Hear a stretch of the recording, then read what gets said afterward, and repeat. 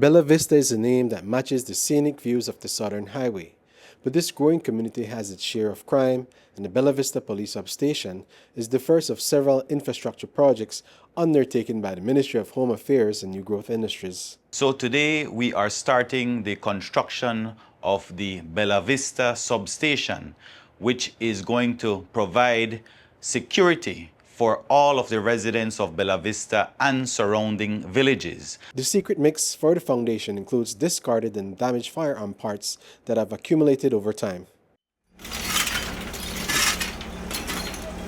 The disposal of the firearm parts was witnessed by Magistrate Manon Dennison, who represents the magistracy on the Firearms and Ammunition Control Board.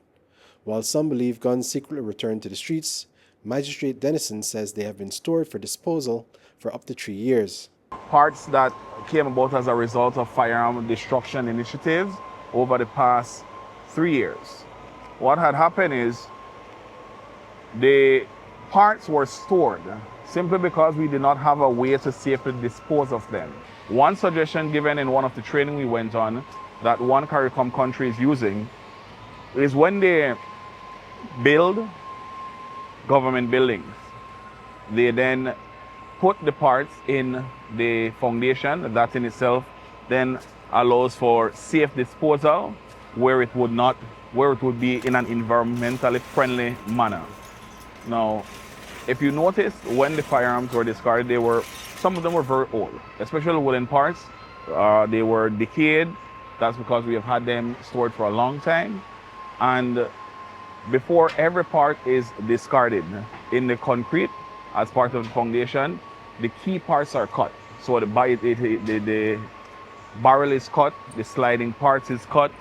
If it's a bolt action, the bolt is cut, the trigger mechanism is cut, the spring is cut, and the stock is cut. This is to ensure that even if these parts were to be taken by some strange event, then they will still be useless. And we're extremely excited about this project because it kicks off a series of other police stations that will be constructed across the country, including San Narciso, Keycocker, Santa Elena, and much more. In addition to that, there is also the added benefit of the safe destruction and disposal of so many confiscated firearms that have been accumulated over the last few years.